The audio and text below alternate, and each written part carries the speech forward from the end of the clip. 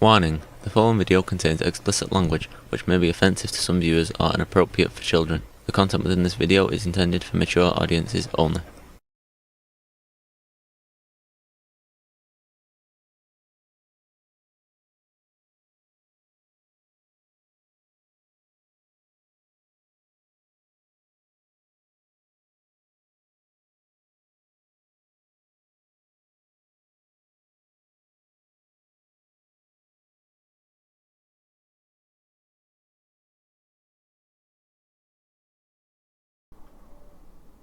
Hello and welcome back to this rabbits video. We are now delving into the novel by Terry Miles. Very good novel in my opinion. I hope you're enjoying it. I would encourage you to go and pick up a copy and read it. Whether it be Kindle, hard copy, audiobook, whatever. It is a good story. And you don't have to have listened to season 1, season 2 to enjoy it. There are tidbits and Easter eggs and stuff that go back to the podcast, but they're relatively minor and they're not integral to the story. So let's continue from where we left off. It started? Was it about to start? Had the 10th version really ended? Had anybody seen the circle? I let the echo of Dr. Abigail Prescott's words hang there dramatically for a moment, and then I continued with the Q&A section of my presentation. Yeah, Q&As can be dangerous if you don't have a way of moderating it to ensure you don't get dumbasses. Any questions? What can you tell us about Prescott? A man wearing a Canadian tuxedo, dark denim shirt and light blue jeans, asked in a booming voice. He was playing a game manufactured by Williams Electronics in the 1980s, Robotron 2084. The video games. That's a strong thing throughout the whole series. Well, both the podcasts and this here, the video games. Well, you got the magician who owns an arcade, so, it is what it is. Was a friend of mine named Baron Corduroy, a plant I'd brought along to prompt certain aspects of my presentation. And that is how you do an effective Q&A. Yes, well, we know that Dr. Abigail Prescott allegedly worked under both Stanford's Robert Wilson, a professor whose main area of interest is game theory as it relates to economics, and quantum physicist Ronald E. Myers. I've never looked them up, see if they're real people or not. They're probably fictitious, but, with the world of rabbits, you never know. But nobody has been able to dig up anything else of any real value on her. Some believe Abigail Prescott is a pseudonym, but nobody knows for sure. It could be. With all the craziness in season 1 with Hazel, it could be a pseudonym. A pseudonym for who? Asked Dungeon Master Sally. No idea, I replied, which was true. Abigail Prescott was a cipher. It was almost impossible to find anything about her online or anywhere else. And believe me, I've tried. I imagine a lot of people have tried within this universe. Where did you get that recording? It was that voice again, coming from somewhere in the back. I still couldn't locate the speaker. Well, as most of you know, the Prescott Competition Manifesto is extremely rare. The moment it's posted to a crowd-sharing site, it's removed faster than the big movie studios pull down their copyrighted works. And that's hilarious because I have known of people on YouTube posting, getting a really clean digital copy of a movie, thrown it on YouTube, and within, I don't know, an hour, 45 minutes, have a couple million views.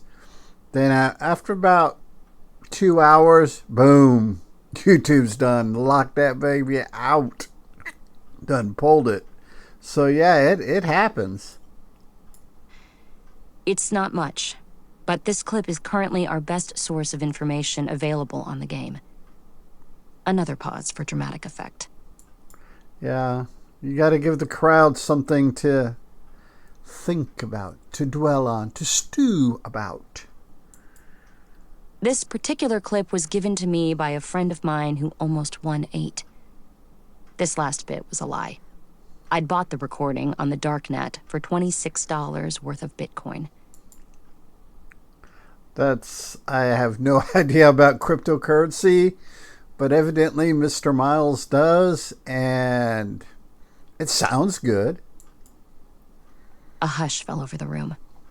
They loved it when I mentioned anything related to the numbered iterations of the game, or the winners of those particular iterations, the circle.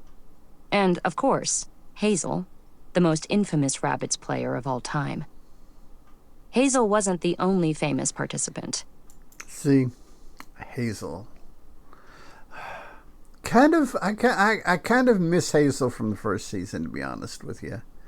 Like I said, that Hazel has no real impact on this story, but it's a cool little Easter egg. There were the 2 well-known Canadian players, Nightshade and Sadie Palomino. Control G, the winner of the 10th and most recent iteration of the game. The Brazilian anarchist, who went by the... I noticed they left it vague.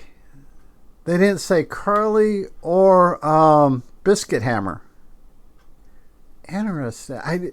I just clued in. I think it's that kicked in because coming fresh off the end of season 2 into this.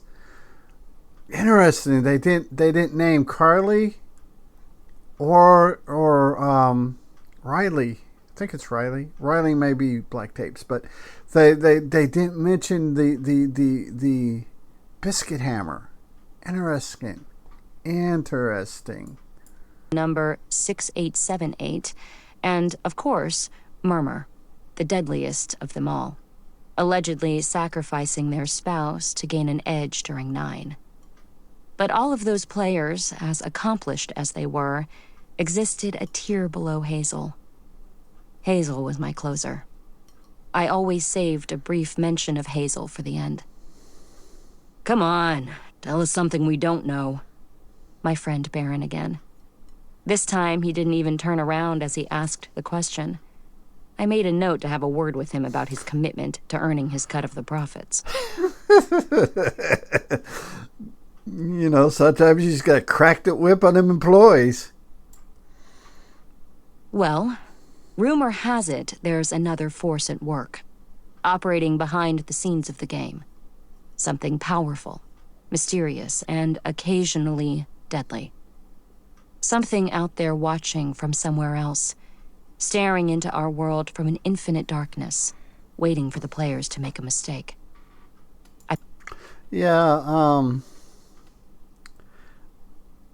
Kind of checks and balances, I guess. I don't know. I paused again for effect, and then continued, my voice a bit lower than before. This warning was discovered written on the back of a Dewey Decimal card in an old set of drawers in a thrift store in Ireland. Yeah, Dewey Decimal System. Miss card catalogs. Really do. Loved them.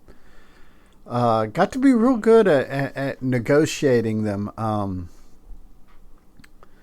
Then again, that happened because I spent a lot of time in after school detention in school. So, it is what it is. I cleared my throat a little, then recited. Remember the game, or your world it dies. Remember to follow the patterns and signs. We wait in the shadows, a-twisting your fate, while you crawl and you stumble blind into the gate. It's all predetermined. No losses, no gains. So play, little human. Keep playing the game. That would be just a cool little poem to have, just to write down, just kind of use it for screwing with people, like in job interviews and stuff. Wow, that's dramatic. The unseen man again. I looked around and caught part of a green military-style jacket moving through the crowd. Field jackets. Got several myself. Then again, I grew up in Carpus Cove, which is like right next to Fort Hood, and my father was in the military, so you come across those things. Though I imagine they're a lot more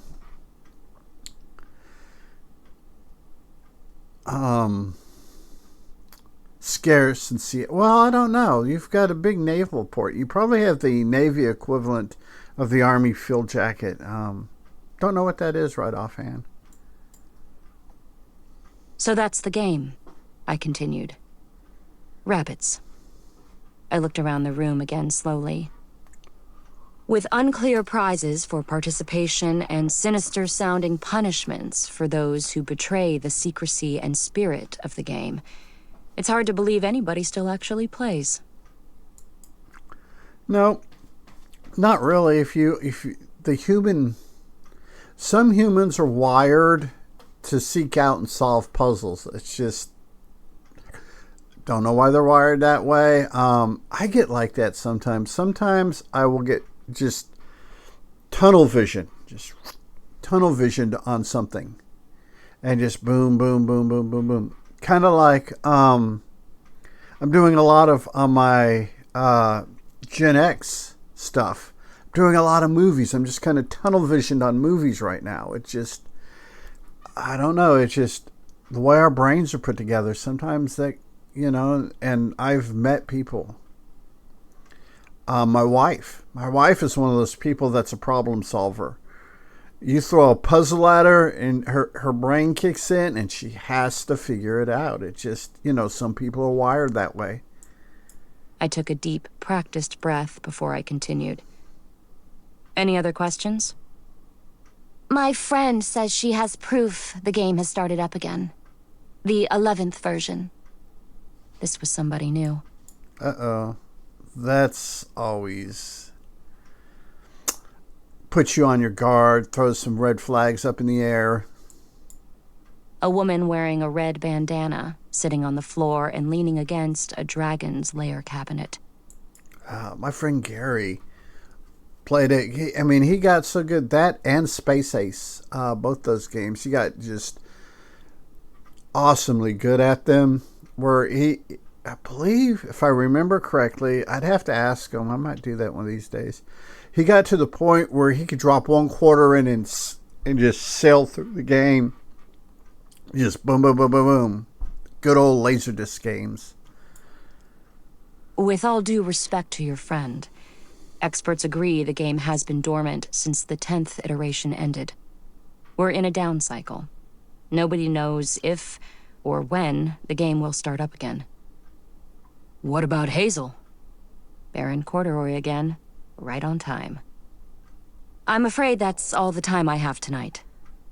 Moans from the crowd. But if you'd like more information, there's a brand new downloadable PDF on my website.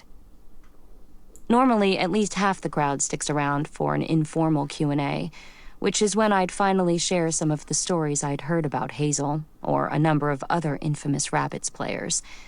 But we will go ahead and call this good here. Oh yeah, by the way, happy Friday the 13th. Today is the 13th. of September 2024. Thing is, in a year or two, this isn't going to make any sense because who knows? That's the thing with YouTube. People could come and go when they want and watch when they want to. So this is premiering on Friday the 13th, September, Friday the 13th, 2024. Y'all be good humans. Be good to other humans. Peace.